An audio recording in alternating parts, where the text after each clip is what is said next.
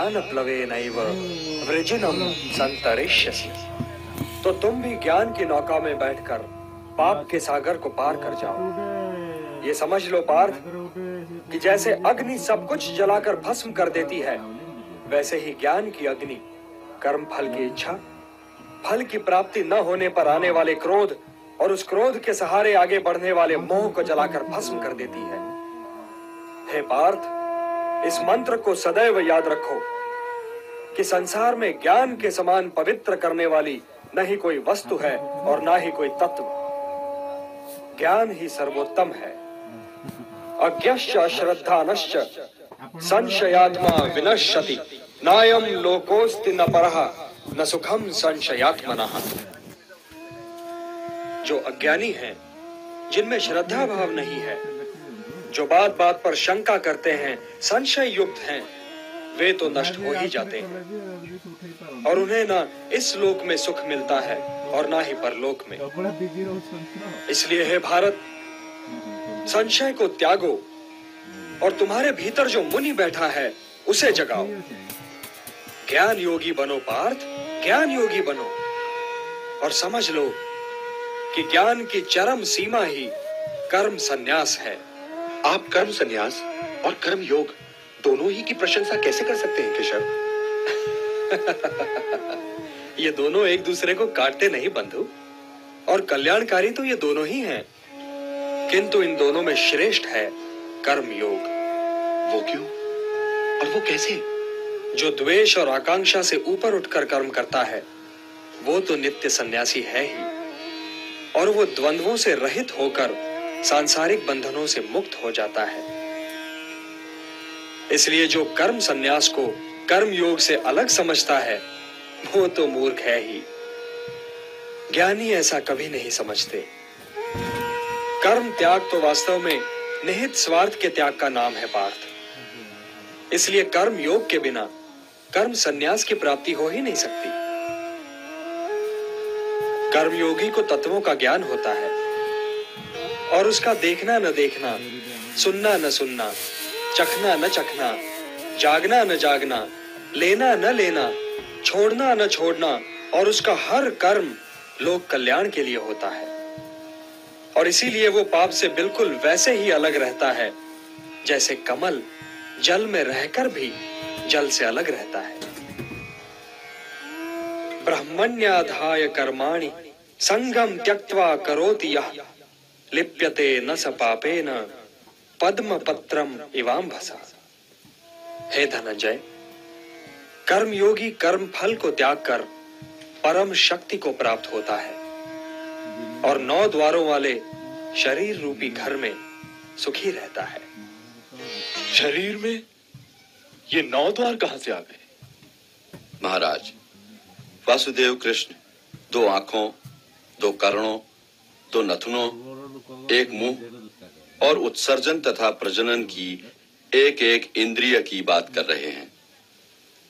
उनके कहने का तात्पर्य यह है कि केवल निष्काम कर्म करने वाले ही का आत्मा उसके शरीर में सुखी रह सकता है, क्योंकि आत्मा मोह के धुंधले वातावरण में सुखी नहीं रह सकता।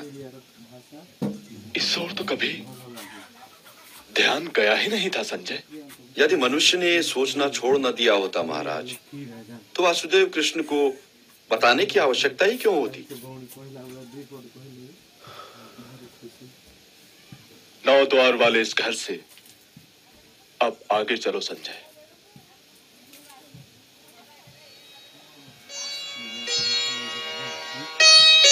वासुदेव कह रहे हैं, मनुष्य के भ्रमित होने का कारण यह है पार्थ कि उसका अज्ञान उसके ज्ञान को ढक देता है, और जब आत्मज्ञान अज्ञान को नष्ट कर देता है तो ज्ञान उस परम तत्व को सूर्य की भांति प्रकाशित कर देता है, और ज्ञानी इस नश्वर जीवन ही में परम सत्य को प्राप्त कर लेते हैं।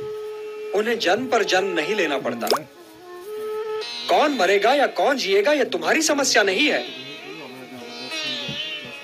हे पांडव, लोग जिसे सन्यास कहते हैं उसे तुम योग मानो और संशय, द्वेष और आकांक्षा से मुक्त होकर युद्ध करो, क्योंकि इन्हें त्यागे बिना तो कोई योगी हो ही नहीं सकता। उद्धरेत आत्मना आत्मानम न आत्मानम अवसादयेत आत्मैव ह्यात्मनो बंधुः आत्मैव रिपुरात्मनः। मनुष्य का यह कर्तव्य है कि वो अपना पतन न होने दे और स्वयं ही अपना उद्धार करे। मनुष्य स्वयं ही अपना मित्र भी है और अपना शत्रु भी। जिसने अपने अहम, अपने मन और अपनी इंद्रियों को अपने वश में कर लिया हो, वो स्वयं ही अपना मित्र है, और जो इनके वश में हो गया पार्थ, वो स्वयं ही अपना शत्रु है। जो शीतकाल और ग्रीष्म काल, सुख और दुख, मान और अपमान में शांत रहे और संतुलन रखे, वो जितेंद्रिय पुरुष सदैव परमात्मा में लीन रहता है। किंतु हे पार्थ, बहुत खाने वाले या बिल्कुल ही न खाने वाले, या अधिक सोने वाले या बिल्कुल ही न सोने वाले को ये योग सिद्ध नहीं होता। जीवन संतुलन का नाम है पार्थ, और संतुलित ढंग से जीने वाले मनुष्य का योग उसके दुखों को हर लेता है। जैसे वायु रहित स्थान पर दीपक की ज्योति निश्चल रहती है, वैसे ही मोह रहित योगी भी निश्चल रहता है। चंचल मन को मनमानी न करने दो पार्थ, उसे रोको और उसे अपने आत्मा का अधीन बनाओ। तुम्हारी उलझनों का यही उपचार है। मेरी ओर देखो पार्थ, मेरी ओर देखो। जिसे हर दिशा और हर वस्तु में केवल मैं ही दिखाई दूं, वो तो कभी भटक ही नहीं सकता। जो मुझे नहीं भूलता पार्थ, मैं भी उसे नहीं भूलता। वो तो सांसारिक जीवन व्यतीत करते हुए भी संसार से अलग और मेरे भीतर रहता है। हे अर्जुन, जो योगी सबके सुख दुख को अपना सुख दुख माने, वही परम श्रेष्ठ है।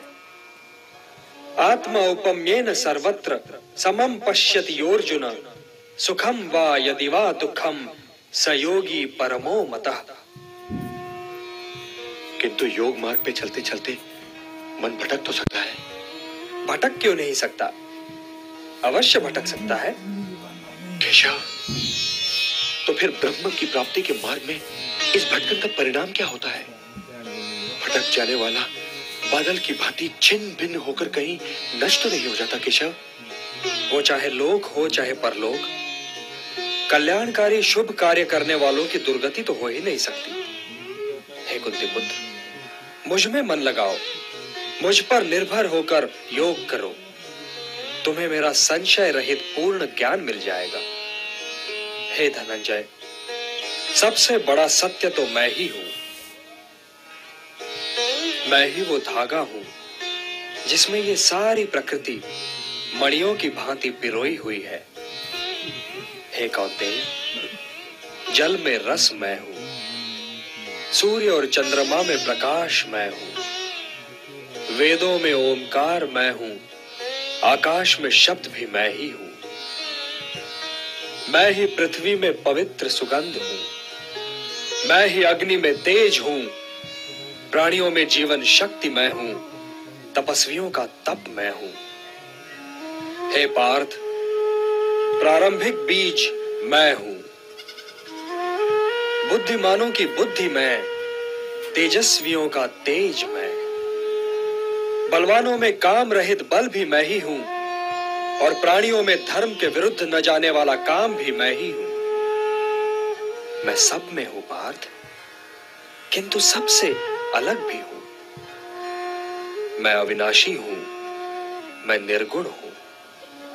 हे पार्थ, मैं बीते हुए सारे कालों, इस बीतते हुए आधुनिक काल और आने वाले सारे कालों के सारे प्राणियों को जानता हूं, परंतु मुझे कोई नहीं जानता।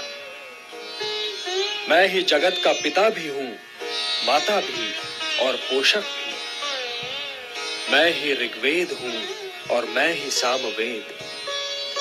मैं ही स्वामी हूं और मैं ही शरण। मैं ही सृजन हूं और मैं ही विलोपन। मैं ही सब का आधार हूं पार्थ। मैं ही सब कुछ हूं, सब कुछ। ग्रीष्म भी मैं और वर्षा भी मैं हूं। और हे पार्थ, मैं ही संसार का अविनाशी बीज भी हूं। मैं सबका अति प्रिय मित्र हूं, किंतु सबके लिए एक जैसा हूं। न कोई मुझे प्रिय है और न ही अप्रिय, परंतु जो मुझे श्रद्धा से पूजते हैं मित्र, वे मुझ में हैं और मैं उनमें। समोहम सर्वभूतेषु न मे द्वेषोस्ति न प्रियः, ये भजन्ति तुमाम भक्त्या मयि ते तेषु चाप्यहम्।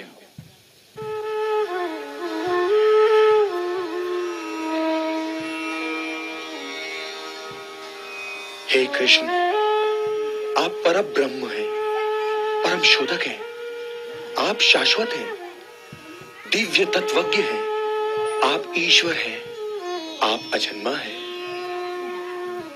हे गिरिधर, केवल आप ही को आपका ज्ञान है। तो हे योगेश्वर, हे ज्ञान मूर्ति, मैं आपको जानूं कैसे, आपको पहचानूं कैसे? कृपया विस्तार से मुझे बताइए, कृपया विस्तार से मुझे बताइए माधव। हे कुरुश्रेष्ठ, मेरे विस्तार का तो कोई अंत ही नहीं है। फिर भी सुनो, मैं प्राणियों के हृदय में स्थित आत्मा हूं। अहम आत्मा गुणाकेश सर्वभूताशय स्थितः, अहम आदिश्च मध्यञ्च भूतानाम अंत एव च।